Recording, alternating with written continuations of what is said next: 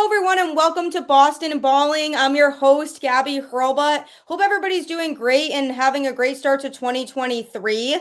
I can't believe it's already mid-January. The first month of the new year is kind of blowing by. And the weather up here has not really felt like it's been winter. We've gotten a little bit of snow, but overall it's been, 50s, 40s recently. So it doesn't really feel like it's fully winter, and I'm not complaining about it either. So hopefully we get through the rest of this winter and it's not too bad. So yeah, I'm excited to bring you all another episode of the show. Lots to talk about that's Red Sox related. I have a really, really great guest with me to help me do that today. He's involved with numerous baseball podcasts, social media specialist, and does, a lot of good baseball analysis on a variety of different shows. Ed Hand, how are you doing today? I'm good. That's very kind, welcoming there. Thank you, Gabby. I'm happy to be here. You're welcome. Yeah, I mean, like I said, you definitely have a lot of baseball knowledge, and I always appreciate, your takes and your input that you give on Twitter. And I know other people do too, because your work is, presented on multiple platforms, multiple shows. So definitely keep that up. Oh, thank you. Yeah, so before we kind of get started with just the Red Sox talk, why don't you just give everybody kind of a brief overview of what you do, what shows you're involved with, and kind of how you got involved? Yeah. So I'm the main social media person for SoxProspects.com, which just means that when you see it's more so during the regular season, but when you see updates on like highlights for players, guys getting promoted, updates to the top 60, that kind of thing, that's usually me doing that. But then I also am a co-host on Pesky Report, which is just a Red Sox podcast. We do a lot of interviews with minor leaguers. We've had a couple of major leaguers and coaches sprinkled in here and there. And I'm also the free agency analyst on Baseball Isn't Boring with Rob Bradford, which came from I've been doing this for I think 5 years now, where the long story of this is that when I was in high school, Yahoo Sports used to have this really long, drawn out free agency list where it was like 200 players. And I always really liked that because it was like the obscure, like third catchers nobody cared about except for me. Yeah. And then, like most venues, they started, they kind of shrank it down to like 50 to 70. So, just kind of for myself, just to keep track of everybody, I started doing my own like top 250, 300. And not a lot of people were doing that. And, I think I started getting a little bit more of a following on Twitter last year, with just Drew Pesky Report and all that stuff. Um, and I posted that, and people started following it. And then Rob Bradford reached out to me and asked if I'd want to come on as like a weekly thing for his new show. And I've been doing that, and it's been a lot of fun. I'm also oh God, what's the title? The specific title is like a match reporter for Real Time Sportscast, which is a data streaming service. So I'm at a lot of Woo Sox games for that reason. Oh, nice. That's awesome. Yeah, I've actually never been to the Woo Sox Stadium yet. I have yet to make it there. Oh, really? Are you in Massachusetts? Connecticut. Oh, okay. That's not too far from there. Yeah, it's definitely. I haven't been to the Hartford Yard Goats yet, so I'm hoping to do that. I'm hoping to see That them place play the is Sea Dogs this awesome. year. It's awesome. Yeah, that's I highly recommend going to that stadium. It's definitely obviously it's really one of the only things Connecticut has going for it. So many people go to Yard Goats games in the summer here, but they did a really, really good job with Dunkin' Donuts Park. So if you can make it to a game there, I definitely recommend it. Yeah, no, definitely. Yeah, no, it's funny how I really only ended up doing this the baseball stuff a couple of years ago. I worked for Amazon for a while, Oh, wow. and then I burned out. And my degree was in journalism, and I ended up getting this gig as a data streamer, and I thought I was going to be doing that full time, and then the pandemic hit. So I do, Yeah. like I have a day job, like most people do, but it's a passion, and I've had a lot of fun the last year. Just it's crazy to me that anybody wants to hear what I have to say about baseball, but I'm enjoying it. No, I mean, that's great that you're able to pursue that passion too and have these opportunities where you can, really be able to just expand on those skills and utilize your knowledge. So it's really cool to have those opportunities. And definitely a big shout out to Rob Bradford. He was on my podcast at one point as well. He's a great guy, fun to interact with, and definitely a good person to kind of work with, I'm sure. Yeah, Brad Foe's great. What's your background? You were with ESPN at one point, right? I was, yeah. So I like you, I majored in media, went to Ithaca College, and then got a job at ESPN. And then unfortunately was part of a mass layoff during COVID. So that was really tough because it was, it was a great company to be a part of and great people that I met and connected with there.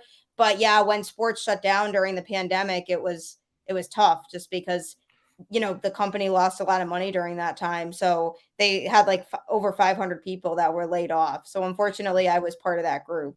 Um, but it was a great experience being there. And then kind of have gotten involved in a lot of different things. After that, I worked for a startup like sports betting company as a social media person. After that time, for a little bit, obviously started my podcast. I've collaborated with some other people on podcasts. And now I have like a regular job that's still in like sports production, but it's more local stuff now. So I've kind of been my career path's kind of been a little all over the place, but getting that core experience to start at ESPN was really good. Yeah, the versatility is you can't beat that, being able to just kind of pick something up and run with it. Exactly. Yeah. And that's what because my parents always said, it's good to get more opportunities to be able to put on your resume and just show that you have different skills that you can do and utilize in, future positions going forward. Oh yeah, absolutely. So it's definitely been fun, but working in sports is awesome. I love it. I'm sure you can attest to that too. It's definitely great because especially if it's something you really really love and you be talking about anyway, why not get involved with it in a more, professional manner? Oh god, exactly. When I started doing the data streaming, that was what I was saying. It's like I'm getting paid to do something that I'd probably pay to do. So Yeah, it's right. like you can't complain about it, you know? Yeah, and I mean like yeah, exactly. If you're happy with it and the money's just a plus. Yeah, exactly.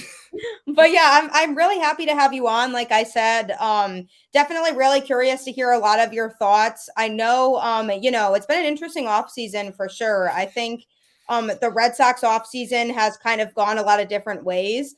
Obviously with the Xander Bogaerts situation and people being disappointed in how that panned out, and the fact that he's gone now is definitely sad for all of us. I think just with how long he's been here and just how much of a Red Sox you know like icon he's really been in his time here. He's kind of been the face of the team for a while, and it was definitely tough to part ways with him. People I think were getting a little discouraged in terms of what are they really planning to do in terms of homegrown talent going forward. And then obviously this big news comes out about Devers recently.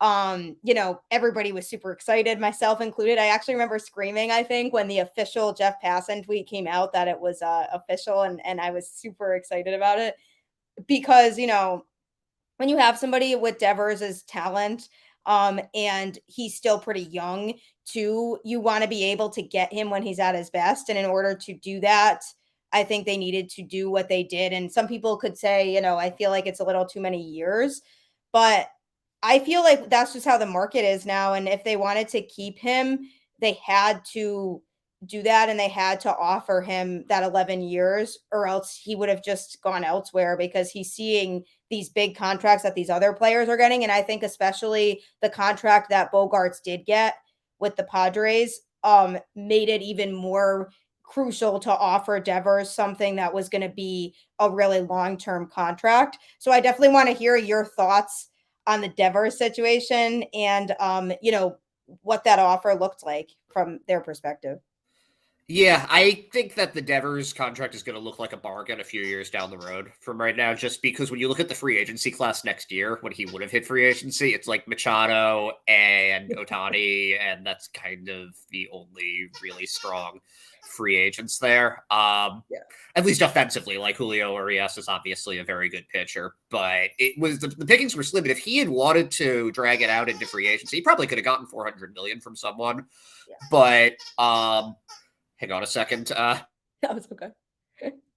Sorry, my dog is always really into squeaky toys, specifically when I'm recording something. So it is what it is. But That's but yeah, hilarious. no, it was. I think it was a good deal, and I think that Bogart's needing to Bogart's signing for the amount that he got was insane. Like 280 million is 11 years for Bogart. And don't get me wrong, Xander Bogaerts is an excellent player, and he's going to hit, I think, for the entirety of the contract. It might not be, like a batting champion contender every year, but he's a good hitter and he's steady. He plays just about every game. When you look up the least amount of games he's played in a full season since he's come up, it's like 136 games. And Carlos Correa always been pretty healthy. Oh yeah, and then you compare this to like Carlos Correa, who is a very talented player, but he played 136 games this year, and people were like, "Oh well, he's healthy now." Yeah. And then obviously there were all those issues with the medical reports there and everything. But yeah, I mean, I don't see how you can really say with Devers that it's too long of a contract either, because you're going from his age 27 season to like his age 36 season, which that's his prime years. So if you have to go a little bit over that, fine. Some of these deals, I mean, Bogarts is going to be with the Padres until he's 41, like 42, 41. 42, yeah. And, Harper and those guys, they all signed pretty late. They're all pretty injury prone. And, Devers might be a DH at the end of that. I'm not going to pretend that he's, like Brooks Robinson or something at third base, but, you're going to get that value. And I just think back to Alex Spear saying that the Red Sox need anchors. And without Devers, they really didn't have any anchors. So now they have that thing to build around. And I think that is very key. It gives you somebody that people are going to want to come to Boston to play with, and somebody that guys in the minors can say, oh, look, they paid their own guy. They paid their homegrown guy. And, he could have gotten more money, but he didn't want to go through that. He's a loyal guy. He's been with the Red Sox since he was, 16? Yeah. It's a really good fit. And I'm, this has been an off season for the Red Sox with a lot of peaks and valleys. I think that the Devers extension is a pretty high. Xander leaving is a pretty low. And there have been some interesting moves in the middle that I think have gotten off-put a little bit. Like, they've done a very good job building the bullpen. I think it's going to be a solid bullpen this year. The rotation is interesting. I don't think it's as bad as people think it's going to be. It might not be, like a top 5 or anything, but it's interesting that I think that they've kind of compensated for the lack of certainty at the top of the rotation by putting a lot of upside at the bottom of it, because I feel like with Garrett Whitlock and Brayan Bello, they're unproven, but those are two guys that have enough talent that they could be number 2s or number 3s by the end of the season. So then you don't really need necessarily Corey Kluber or Nick Pivetta to step into that role. So it's interesting because most rotations are heavier at the top, and then at the back of it, that's where you have your innings eaters. And I feel like they've sort of reversed that a little. So I'm not going to pretend that it's this is going to be the best rotation they've had in years, but it's interesting. It's definitely something that I'm looking forward to watching. Yeah, I definitely think overall as a pitching staff, they'll be better than they were last year. And that's huge because obviously that bullpen especially had major issues last year. And I think that was the biggest priority going into the offseason was fixing the bullpen. And they did do a lot of things to address that. And especially, Kenley Jansen, obviously, yes, is on the older side, but he's a proven closer that can close out those close games. And it was definitely tough to see the Red Sox try to put people in that role last year. And there was nobody that really could actually live up to that role of being a true closer. And there were so many close games last year that they were in that they really could have used somebody like Jansen. So that's going to help solve a lot of those problems, because it's not like they had, every game where they were just getting blown out and they weren't in it, because they did have their fair share of really close games last year heading into the ninth inning, and then they just didn't really have a proper closer to close those games out. And so having Jansen step into that role, I feel like I can, trust him in those 1 or 2 run games in the ninth inning because he has that experience. Yeah, definitely. Like I think back to last season, the one that for some reason always stands out to me is they were up 5-2 on Toronto, and then they brought in Jake Diekman. It was like, well, this game's over. Yeah, And we all knew that too. Like we saw that coming. God, I don't usually get too high or low on any particular player, but I really didn't enjoy watching Jake Diekman pitch. I would always go and take my dog out during that period just because it was like, well, I'm going to come back and there's going to be like 1 out and 2 runners on base. So like, I'm not missing that much. Every time. It did not work. Yeah, so I kind of like that they've gone with getting more strike throwers. And as you alluded to, if Jansen being able to put somebody in the ninth inning like that is, aside from just having a guy who's experienced and they know the pressure isn't going to bother him, it kind of allows them to spread out the rest of the pen. So you now have the guys who were not bad last year. I mean, John Schreiber was a legitimate weapon last year. Tanner Houck, when he was healthy, was a legitimate weapon. And, you can say what you want about moving Whitlock to the rotation. I think that Houck could step into that role that Whitlock was in as that multi-inning fireman just fine. And then you have Barnes, who, after he came back, had an ERA below 2, which I'm not the most confident in Matt Barnes, but as a setup guy, you can do a lot worse. You've got Josh Taylor coming back, hopefully healthy. You've got Joely Rodriguez, and they've got Chris Martin, who I really like. He walked 5 people last year. Yeah, nobody's talking about that. I feel like that's such an underrated signing for the Red Sox. Oh, yeah, and a return to the organization, too, because he was a Theo Epstein guy. He was somebody that Theo signed as an undrafted free agent out of Indie League ball. So it's I always like those stories where the guy comes back after all of that time. Like, if they got Hunter Strickland, I'd be happy about it for the same reason. But, yeah, no, it's the pen is actually a strength, so that's going to make the rotation better. That doesn't, again, like, am I pretending that any of this is a sure thing? No, but there's an improvement in that regard from last year, and I'm sure we're going to get into where there isn't an improvement soon. But that part is nice to. That's nice to kind of see that we're hopefully not going to have to deal with that 7th inning and beyond stress this year. It was just frustrating because we all knew how that was going to go based on the set of pitchers that Cora would put out there, and it was tough because he didn't have a whole lot to work with, so you couldn't really put it on Cora for. There were certain situations, I think, where he would probably put the wrong guy out there at certain times, but his job was tough last year because there really were not a lot of reliable bullpen arms. And I think, Hyman, the Red Sox knew that and they addressed it. And I think that's really good. I think, like you said, with the rotation, there are some question marks because health is going to be a really big thing for some of these guys. If these guys can stay healthy, the rotation, I think, can actually be, pretty decent. It's just a matter of, again, with Chris Sale, nobody really knows there. And then obviously Paxton, who's really injury prone as well. But he's somebody who, can definitely provide some value if he can be healthy. And then obviously, I really liked what I saw from Bayo last year. I think he definitely has a lot of potential. Whitlock, I'm curious to see how it goes with him in the rotation. I think obviously he was super productive and valuable in the bullpen. So I'd be curious to just see if he can translate that to the rotation, because if he can, that could be huge for the Red Sox. So I think, you touched on it really well. I think they acquired enough arms in the bullpen to where if they have to move some people around, they can do that. And it'll just help the rotation when it comes to compensating for some of the people that might not be able to stay healthy. Yeah, definitely. And, they also have depth this year in the minors, which is kind of nice to see. Somebody like Zach Kelly came up in September and really helped the team there. They didn't necessarily have that option going into the season last year. Frank Germán has that big 97-mile-an-hour fastball. If he can improve his secondaries a little bit, that's somebody that could be a very effective arm for them. And some of the starting depth that they have at AAA, I'm a big fan of Brandon Walter, who is a left-handed starting pitcher there, who is another one of these people that just fires strikes completely fearless. He just attacks the strike zone because he says that he knows his control isn't good enough, that if he tries to throw it down the middle, it'll be exactly down the middle. So he knows it'll be a little bit off, and if they can hit it, good for them. But if they can't, he's ahead in the count. And you kind of gotta admire that kind of attitude where it's like, yeah, if you can beat me, go beat me. But we'll see if you can. I like their depth a lot more this year, and that's definitely a good thing. Even somebody like Josh Winkowski, I think, profiles decent. I mean, you could use him as like a depth starter, but I think a couple of years ago in the Arizona Fall League, they were using him out of the bullpen, and he was dialing it back to like 99 miles an hour there. So he's somebody that I think could be very useful in the right role.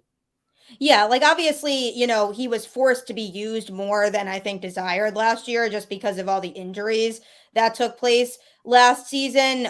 So obviously they had to use him more than they would have, I think, ideally liked to. But yeah, I mean, I agree with you. I think if he's used in the right way and he doesn't really need to be relied on as more of a regular arm in the rotation, I think that he'll be totally fine. Yeah, no, it's definitely. I like him. I really do. Of all the people they got back from Benintendi, he's the one that I think is. I mean, he better stick. Yeah. That's all I'm saying. Because that trade, it looks really tough on the Red Sox if that doesn't pan out. But no, I definitely. It's kind of weird to say because we're kind of saying the opposite this year as last year in terms of where our concerns are. Because last year it was obviously the pitching, but the pitching is not as much of a concern to me now. Because then you look at the offense and now, we find out about Trevor Story's surgery and how he's going to miss at least a few months of the season. We're not really sure how much exactly he's going to miss. They don't really know either, I don't think, but that's definitely tough because, even before we found all this out, I was still a little bit concerned about the middle infield in general, whether Story's arm was capable of playing shortstop to start the season. Were they going to have, Arroyo at second base? Were they going to move Kike and try to acquire an outfielder? I still think the middle infield was dicey even before we found out the Story news. Now we find out the Story news and I'm looking at the lineup and I still think, there's a bit of a hole in the lineup productivity wise without Xander anymore. And then now, obviously, with Story missing some time, they definitely need to do something about the infield / offense as a whole. Yeah, no, they absolutely do. And it's interesting because it is a similar problem to what happened with when they traded Hunter Renfroe. A lot of people hated that trade and still do. I didn't hate it initially because I thought, oh, good, they're going to sign Seiya Suzuki. This is going to be great. Yeah. And I don't know if the plan was to get somebody. I just can't imagine they really thought Jackie Bradley Jr. was capable of being a starting outfielder. But it's the same issue that's kind of been apparent with this regime.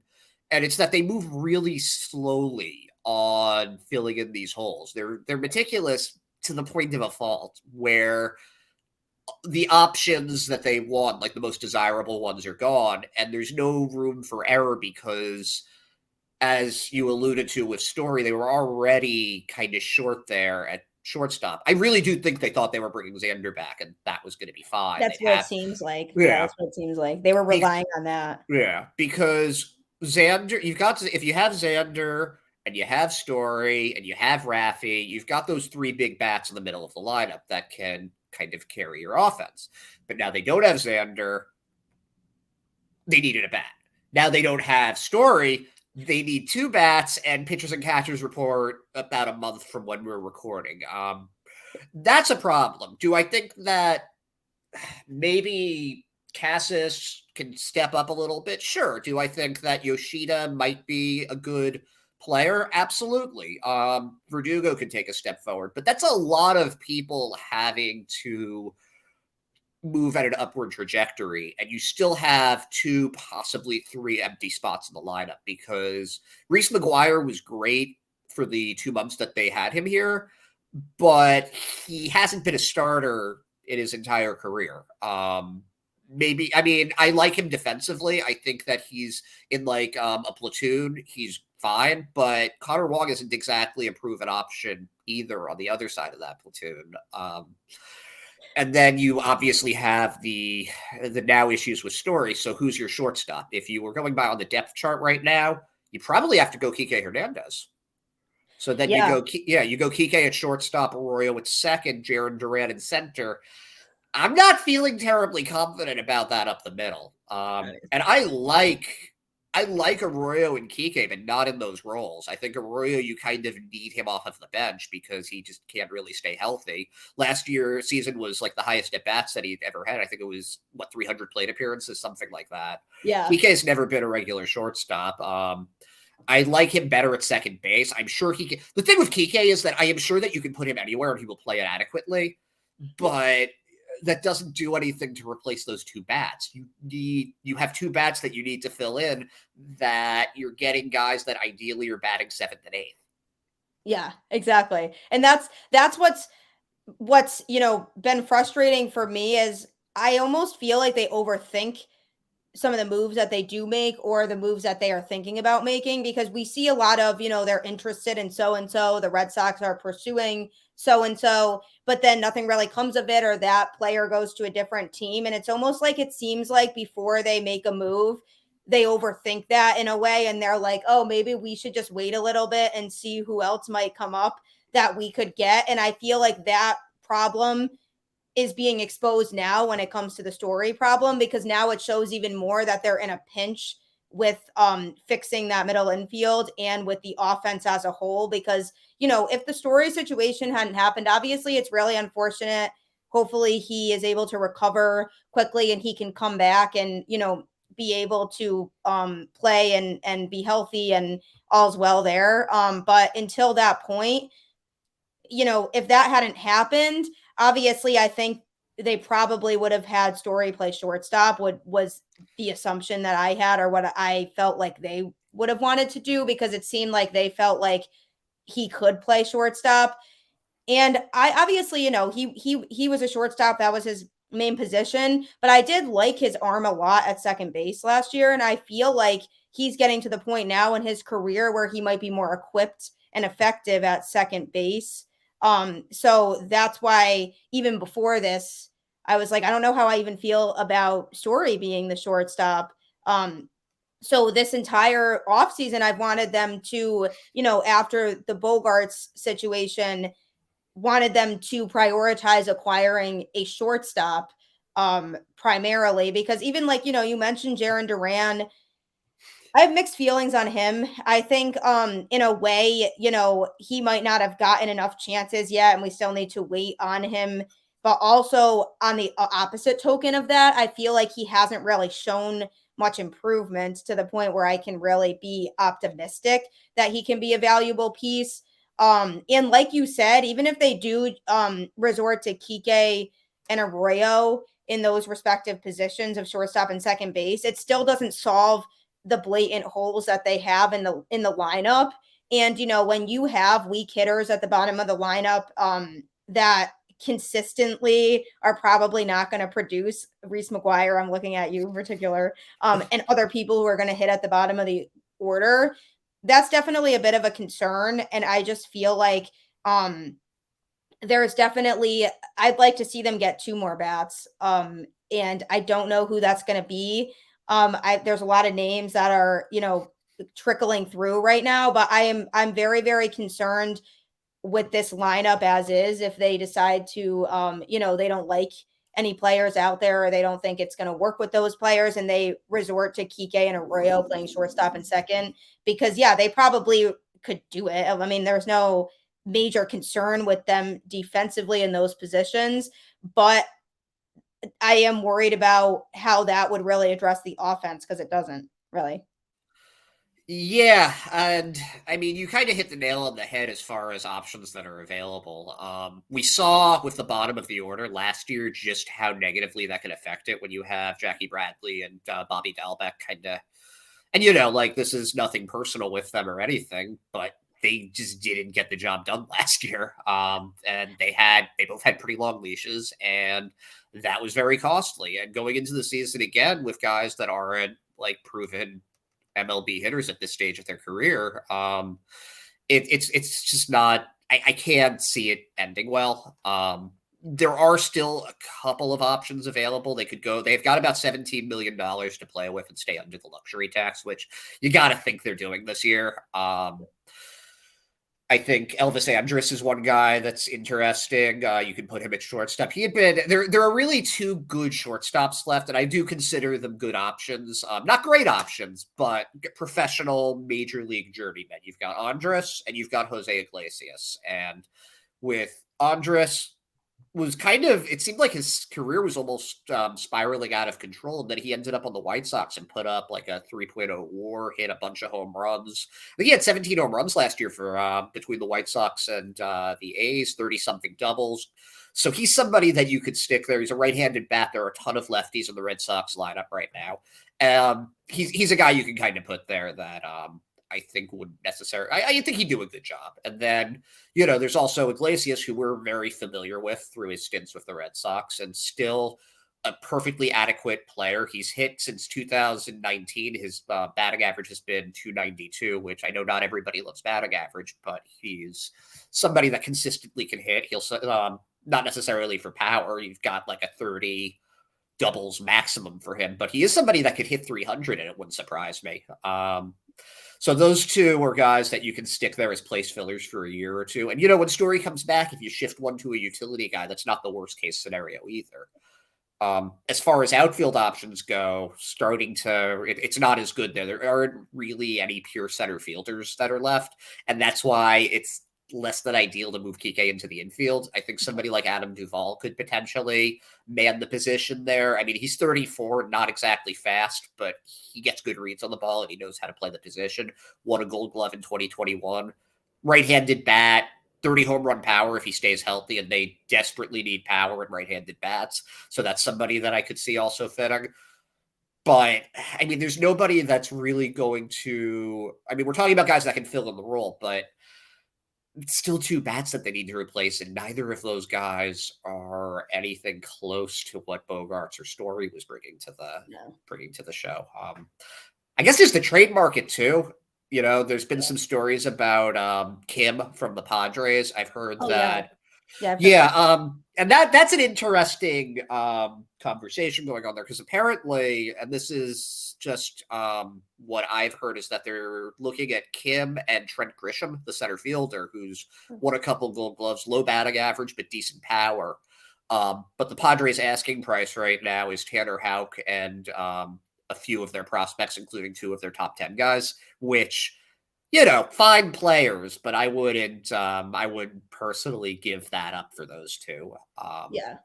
So that's sort of where that situation's at. That's sort of the problem with just being this far out. They don't have any leverage, what are they going to do? Say, oh, well, we'll get a better offer from somebody else. The pickings are kind of slim right now, so it's not a great situation to be in. Maybe they get creative. Maybe Adalberto Mondesi from the Royals, maybe they find a deal with the Cardinals for Paul DeJong. Can't really hit anymore, but the defense is good. Maybe he can figure something out in Boston. It's kind of hard to say. They're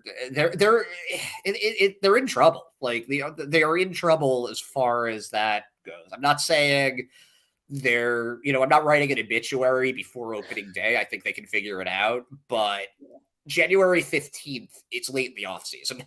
Yeah, it's just definitely tough. Because like you said, that word late is really what the biggest thing is here. Most of the free agents, key free agents, are off the board, and it's just they kind of put themselves in a tough position here. In general, I think they knew they needed a bat with the departure of Bogaerts. But obviously, it's so less than ideal that this Story news came out so late, and his surgery happened pretty late, and it's just an unfortunate situation there. So now they're just in an even worse position, because they're like, well, now we have a second bat we need to replace, and like you said, pitchers and catchers reporting is right around the corner, so they have to work something out pretty quickly. I do think Dalbec. Obviously, it's been a frustrating time for him in Boston. I think we've seen enough of him now to know that it probably just doesn't work here for him. And, I'm not saying that he can't play anywhere and that he's not capable. I mean, Boston's a tough place to play, and not everybody can play there. And I feel like we've seen players, move around to different teams and be able to just thrive elsewhere. They're just sometimes not in the right place for them. And I feel like that might be the case here. I feel like it's obviously, the numbers that he's put up in Boston, his value is not great right now in terms of looking at a trade. But I do think it's worth, trying to include him in a package just because I feel like he's somebody that there's not really a place for him at this point, especially now with Casas probably being able to consistently, play in the infield now that he's gotten the exposure towards the end of last season and he's kind of going to be the primary first baseman. I don't really think that there's a place for Dahlbeck at this point. So I am curious to see if he's a name that gets thrown in there that they try to, maybe ship into a package to get a couple of these players to address those needs. Yeah, and he is a name that's come up a little bit, and I completely agree with you that Boston's probably just not the best fit for him. I think the same is true for Jarren Duran. I think they both need scenery changes. The question is if there's going to be a team that's a good fit for them, because you need a team that needs a third baseman or first baseman, and that has something the Red Sox are interested in to move him. And that's kind of the problem there. You don't want to just give them away for a bag of balls if they're going to end up hitting 40 home runs the next year. It's just it's a bad look, and maybe right. he would have figured that out here. But they do need to fill those holes in. Like they just it's the roster construction right now is so weird because when you look at who they've designated for assignment with Jeter Downs, Connor Siebold recently, Darwinzon Hernandez, all of these guys that Eric Hosmer, all of these guys that are maybe interesting role players that they haven't really been able to get anything back for, and it's really messed up with the depth because you don't have those infielders. They had Hoy Park briefly. I don't know, like they traded. It was. Do you remember at the very beginning? Yeah, when they traded Inmer Lobo, who was a Dominican summer league player, and it was it was like my entire Twitter feed for an entire day with Hoy Park. And then they DFA'd Hoy Park, so they didn't even have him back, and there were they just don't have. They really don't have infield depth right now. They have a ton of relievers that, some of them better than others, but they need to find some trade partners to fill in those holes. I was looking prior to the Marlins trading Miguel Rojas. I thought Joey Wendell would have been a really good fit for the Red Sox, and Dahlbeck could have been somebody that you move there, but he's apparently their shortstop now, and that sort of goes with the whole thing of. Sorry, my dog's trying to jump on my lap right now. Okay, I love dogs. Yeah, you can come up here. You can come up here if you want to, Penny. Here. Oh, so cute. If you're listening to this, she's just is a small. Yeah, she's a small Chihuahua Corgi mix. But yeah, that goes with their they're moving slowly. They maybe could have found something for one of those infielders with the Marlins, and they just weren't able to get it done. So it's coming down to the wire. They need to fill something in. We'll see a month from now, I guess, how we feel going into spring training. But this roster right now, that's not much of a lineup. No. I mean, what do you think about Yoshida? Obviously, the numbers that we've seen that he's put up over in Japan were really good. It's hard to know. Again, though, I see this as a question mark in itself, too, because it's just hard to know how his skills are going to translate because we haven't seen him play Major League Baseball yet. I think there's upside with him if he, can translate some of those skills, but also that could end up not going well too if he's unable to, kind of translate some of those skills that he had before. So that was an interesting signing for the Red Sox too. Yeah, I'm optimistic about Yoshida right now for a few reasons. He sees the ball extremely well. He has very good control of the strike zone, walks more than he strikes out. That tells me that he knows where the pitch is going, and that's a skill set that will translate over from Japan to the US. I don't know if his power is going to be quite as good, although he did hit velocity well there. That was something I was pretty pleased to read about him, that like the guys that were really throwing hard, like Kodai Senga, he was able to hit them just fine. And that's something that, the velocity is generally heavier here in the US. and the hitters have a harder time adjusting to that. But it didn't seem like he really struggled a ton. The defense is a question mark. Yep. But left field in Fenway, he can probably handle it. I would, if Manny Ramirez can do it, and he's any kind of athlete, I feel like he'll be okay. But I do like him. I don't know if he's going to be Ichiro. I mean, he probably isn't because only Ichiro is Ichiro. Yeah. But I could see him being like Alex Verdugo with more walks. I think he could do that. I think he's a good enough hitter. He could hit 40 doubles and draw, if he has a 380 on base percentage and hits 35, 40 doubles, I don't think anybody's going to be complaining about that. Oh, I'll take that for sure. That's what I don't. It's so hard to gauge especially with Japanese hitters, because there have been so few that have actually been successful in the U.S. It's basically Ichiro, Hideki Matsui, and like Kosuke Fukudome made an All-Star game once. Kenji Jojima was a decent catcher for a couple years, but they're just Kaz Matsui, I guess. There've been a lot more. There have been a lot more misses than hits when it comes to Japanese offensive players coming over. So I'm hoping that he translates. He seems like a really fun guy, very great personality, very charismatic. The whole macho man thing is a lot of fun. So he's somebody, I'm rooting for him, no matter, regardless. Personality-wise, he seems like he's going to be somebody that's fun to have around. Yeah. No, and they haven't, like people love that about Raffy. Raffy's a fun guy to have around. He's the most memeable face in baseball. It's so true. It's so true. He's the best. But yeah, and I mean, like we talked about before, I mean, I know that they're really trying to not commit to these big shortstop contracts right now, because obviously, they do have Meyer coming up at some point, who they really feel confident in can be kind of the guy of the future at that position. So I think they're trying to just fill in some holes right now, build the team around Devers, which is fine, but they do need somebody now. Who's batting behind him in the lineup right now? Are you going to bat him second and put Turner third? I mean, I like Justin Turner, but I don't feel great about him as like protection for Raffy. There's a big difference between Raffy Devers and 38-year-old Justin Turner. Yeah, 100%. Yeah, because again, this where it comes back to Bogarts and JD, those guys being in the lineup, because it kind of made sense. Those were like your big three hitters in the lineup, and now you don't really have the big three. You really just have the big one in Devers, and then obviously, hopefully, Casas can produce offensively too. But Justin Turner, this one's tough for me, because obviously, we've seen what he can do, like when he's been, at his best. Last season, he had a decent season too.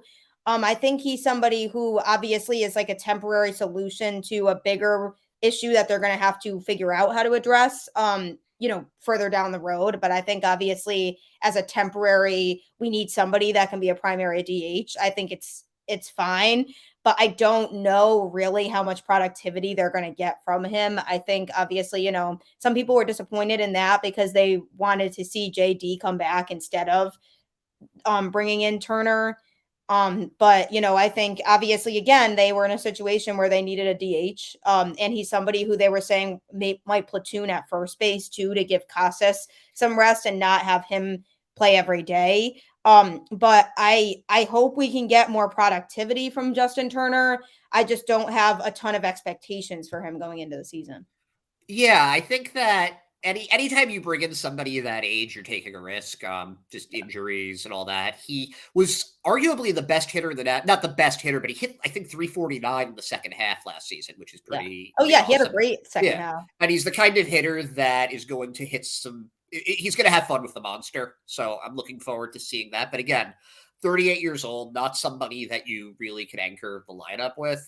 I do think that some of why they brought him in, though, is also because with Xander leaving, with JD leaving, there's a bit of a vacuum in leadership. And he's somebody that I think that can join with Kike Hernandez and Raffy to kind of take that role of leadership within the team. He's a veteran that people look up to. That's one that people respect. And I think that will be good. Him and Kike have, they're very close friends, even outside of baseball. So I think that that's a good thing. I think it's really funny how many ex-Dodgers are now Yeah, on the Kenley Red Sox. Jansen, Alex Verdugo, Kike, Justin Chris Turner. Martin, yeah, They're Chris all coming to Martin. the Red Sox now. Yeah, it's funny because in like do you remember in the like 2005 that time it was all these Red Sox going there. It was like Derek Lowe and Yeah, Nomar Garcia Parra and Shea Hillenbrand. I We're do all heading. remember. I think Grady Little was their manager, so it's sort of So it was just a literally reverse of like the Red fortune Sox now. 2.0. Yeah, Red Sox West. Yeah. Yeah, literally. Now this is like the Dodgers East. Yeah, it's like the Dodgers retirement home in some ways. I have seen that. I have seen people calling it that on like Twitter. People are like, "Oh yeah, this is becoming like the retirement home for ex-Dodgers players," which is really funny. I don't know if you're doing this right now, but I am just the last couple of weeks. I've just been obsessively like refreshing MLB trade rumors and Twitter just for anything, any Yeah, me sign too. of life. I'm like, we With need this, something here.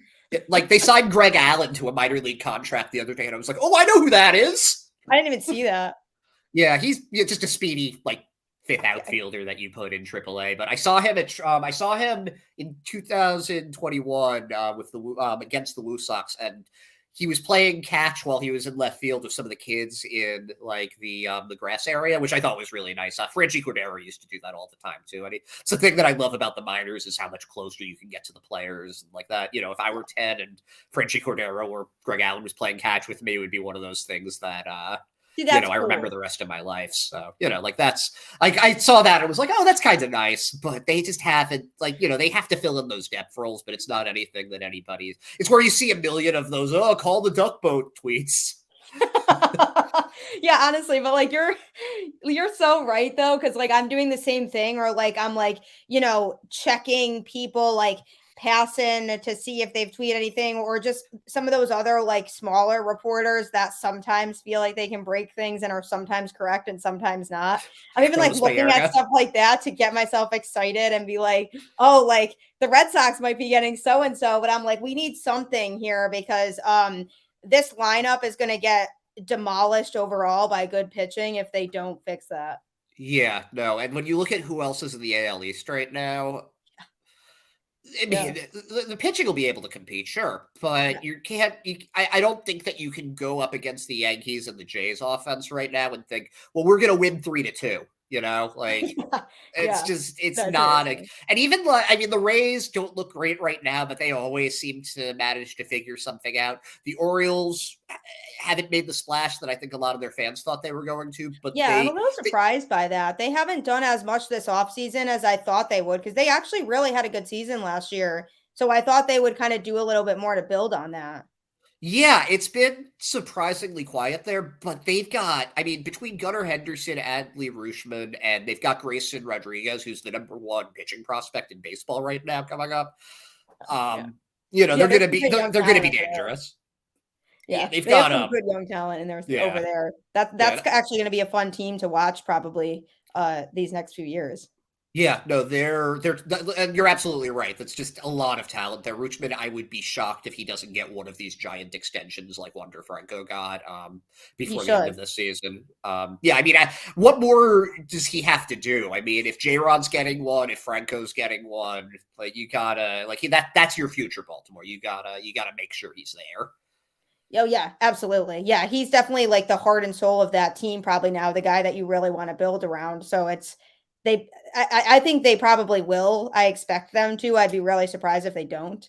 But yeah, then obviously the Yankees are the Yankees. But you look at the Yankees lineup and how many people they have that can produce in that lineup, and you compare it to what the Red Sox have in their lineup, and it's like, yeah, it's great if our pitching can compete with other pitching staffs, but like how is that going to matter if we can't score runs? No, it's not.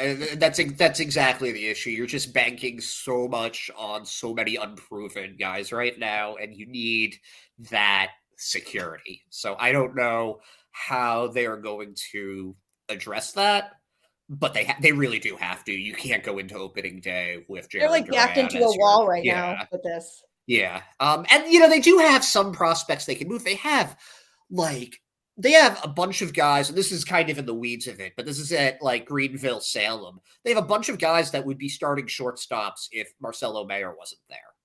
You know, they've got Edinson Polino, they've got Brian Bonici, they've got Matthew Lugo probably at starting at Double A this year. They've got a ton of these infielders, and even below that, you know, like your Luis Ravello, bunch of the guys they drafted, like that Mikey Romero. That's a shortstop that's not going to be able to play shortstop because he's blocked by like 4 people. So I mean, you can move these guys to around, but at some point, you don't have room to play all of these guys in the minors. You gotta, I mean, I would say you've got to trade some of that capital. You know, if you don't think, if you've got guys that you are confident are better, if you've got 2 guys that you're confident that you're better, you don't need. And don't get me wrong, I like Brainer Bonici.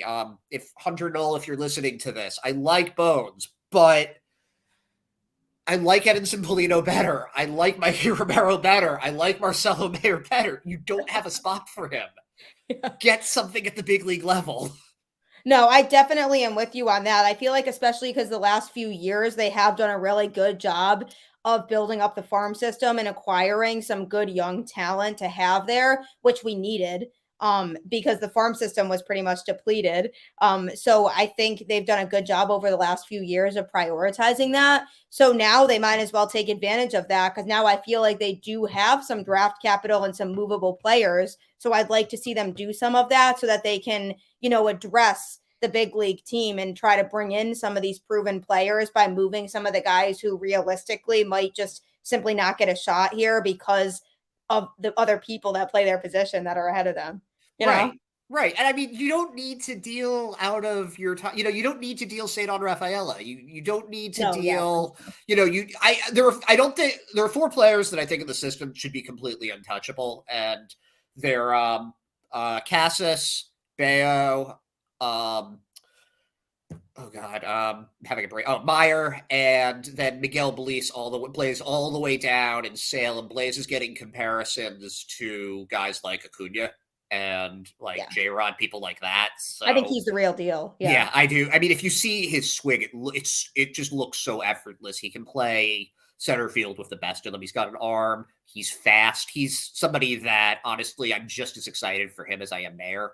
I think he's somebody that is going to be at least in the top 50 on like MLB pipeline by the end of the year, if not higher. He's the real deal.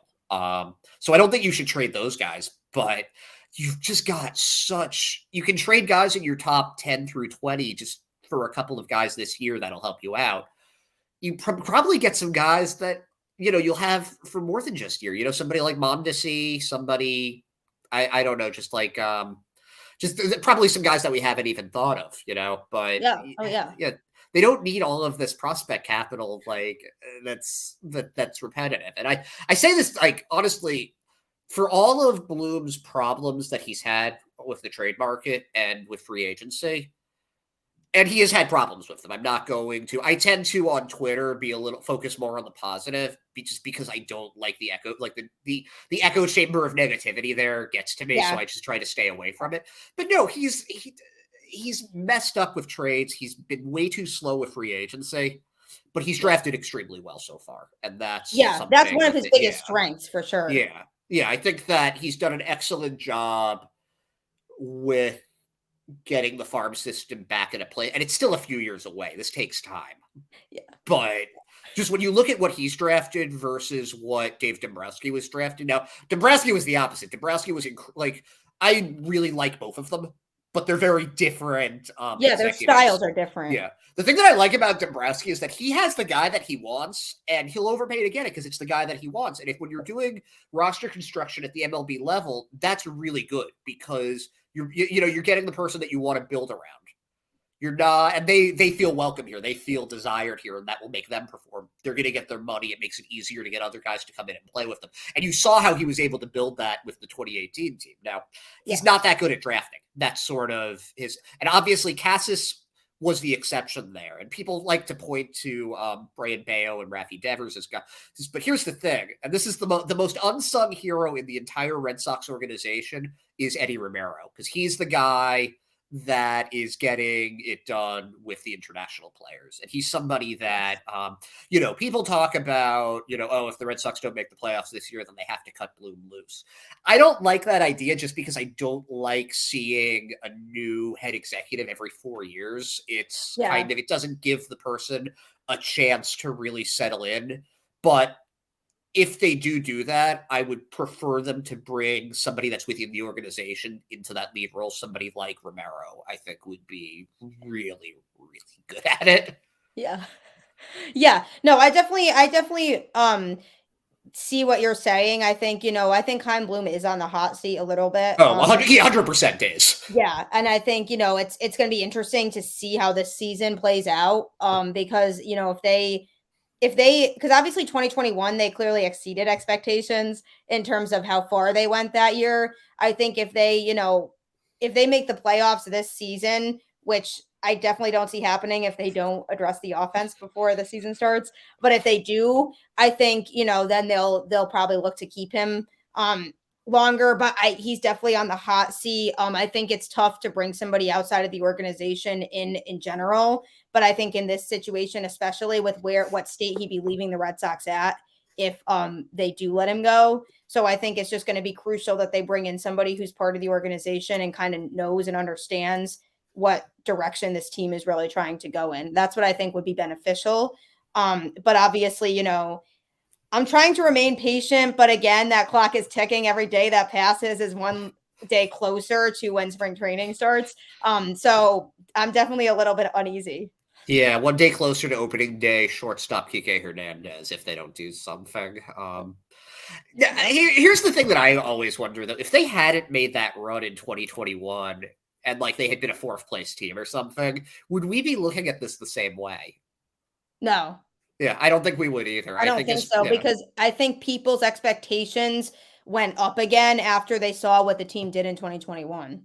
Yeah. Exactly. And I mean I love the 2021 team. That was, I think, the most fun I've had watching the Red Sox and don't get me wrong, I love 2018, but it's like you were they were a bulldozer and you knew how good that team was. Yeah. If they hadn't won the World Series in 2018, it would have been a disappointment. That's how good they were. Yeah, absolutely. That team was stacked. Yeah. So I think 2021 was as much fun as I've had since 2013, where they did go and win everything. But, nobody was expecting anything from that team. No. The 2013 team, definitely not. Nobody picked the Red Sox to win it all that year. But yeah, the 2021 team was super fun, but I'm with you for sure. I think obviously still more needs to be done. Hopefully they do that. Hopefully by the time opening day comes around, we're a little bit more confident in the roster as a whole. But I definitely really appreciated you hopping on the show with me. Too. This was awesome. I do want, before we go, just let everybody know where they can find you on social media, how they can follow you, follow your shows, all of that fun stuff. Oh yeah. You can follow me at EdHand89. That's where I'm the most active. My Instagram account is basically just me posting pictures of my dog and food, so I'm not as active there. I would highly recommend following Sox Prospects, just at Sox Prospects. It's far and away the best resource for the minor leagues for the Red Sox on the internet. I put them above Baseball America. I would put them above MLB Pipeline. They're just focused on that one thing. Very knowledgeable group. The podcast is awesome, so highly recommend that. And then you can follow Pesky Report at Pesky Report. And that's, it's a good show. That's more of just a bunch of buddies talking about their team, but it can be a lot of fun, and we do sometimes get some pretty good guests on that. So that's a good place as well. And then Baseball Isn't Boring with Rob Bradford is another good one to follow. If you know Bradford, if you're a Red Sox fan, you're probably familiar with him. But he's had Joe Kelly on that. He had Daniel Barnett last week. Penny apparently doesn't like Bradford for some reason. She does that pretty much every episode with him. So maybe if you're gonna listen to Penny, don't listen to that one. But I like it personally. Yeah. No, that's awesome. Everybody definitely follow him. I highly recommend following his Twitter account. A lot of great baseball analysis and content on there. So I'm a big fan. Hope you all check him out as well. Thank you so much again for joining me. Yeah, absolutely. It was great, great being on this. We'll have to do this again sometime during the season. Oh, absolutely. I'll definitely be in touch. We interact on Twitter. So I'll definitely be in touch with you. I hope you have a fantastic rest of your day. Everybody else as well. Let's hope that we see some exciting Red Sox news this week. I am hoping that we do. But hope everyone has a great week. And I will talk to you all next time on the show. Take care, everyone, and talk to you soon.